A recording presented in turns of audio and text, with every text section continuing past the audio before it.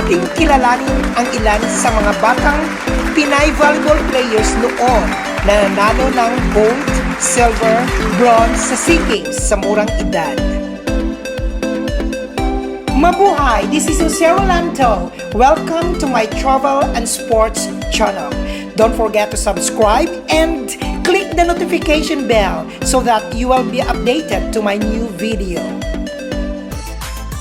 In the 80s, the Philippine women's volleyball team was a powerhouse in Southeast Asian Games. In fact, it has back-to-back gold in 1985 and 1987. For the last 3 editions of SEAGames, our Philippine women's volleyball team was out of the podium and still chasing for the elusive medal. As I have seen, our women's volleyball players have the heights and skills, but lack of preparations due to the politics inside the sport. Without further ado, kilalanin natin ang mga batang volleyball players na naglaro sa SEAGames noon at umuwi ng karangalan para sa ating bansa. Here are the youngest players in the history of Philippine women's volleyball. Alvaro Garvellias, known as Kang from Morong, Rizal. She was 18 years old in Southeast Asian Games 93 held in Singapore, the youngest gold medalist in SEAGames in our Philippine volleyball history. She was also part of FEU Lady Tamaraws with 2 championships in UAP under her belt. Currently, she is happily married and based in Colorado, USA.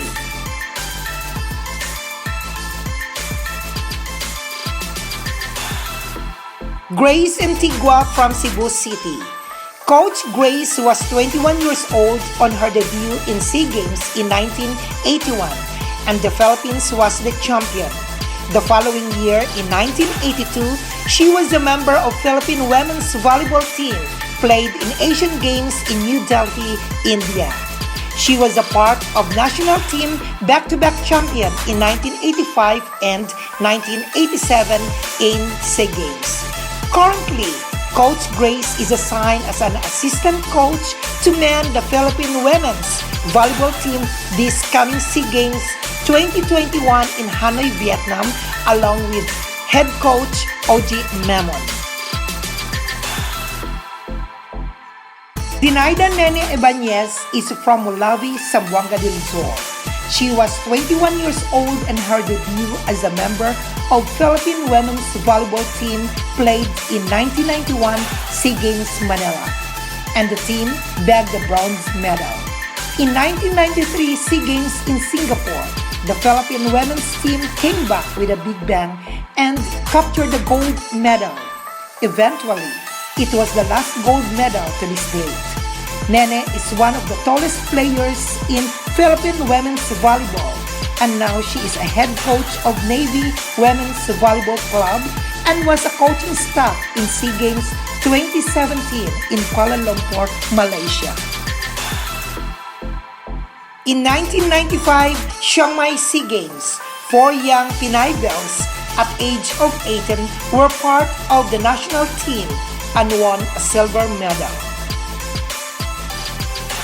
Joy Di Gorostiza is from Laguna Province and former San Sebastian Lady Stags champion in NCAA.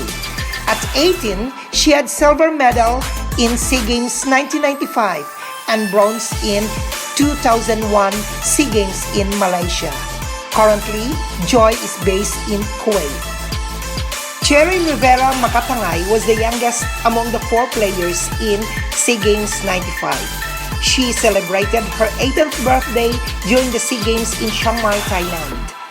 Cherry had 3 bronze medals in SEAGames in 2001, 2003, and 2005. Tina Salak is the most active among the 4 young silver medalists in SEAGames 1995. Tina has multiple club championships under her belt. She was converted to setter in 2001 and eventually bagged the Best Setter Award in SEAGames. Tina had 3 bronze medals in SEAGames 2001, 2003, and and 2005. Currently, she is the head coach of De La Salle Zobel, had a UAAP Girls Champion in 2018. Ted Enriquez, the fourth young players in 1995 SEAGames. She was accomplished player in UAAP with championship under her belt. But after her silver medal in Philippine women's volleyball team, she moved to Philippine women's basketball team and played in SEAGames. Shirelle Carrillo Alinso was the youngest player of Philippine women's volleyball team, played in SEAGames with bronze medal. She was 17 years old when she debuted in SEAGames 2001, Kuala Lumpur, Malaysia. She is now happily married to the head coach of Philippine men's volleyball team, Coach Dante Alinso.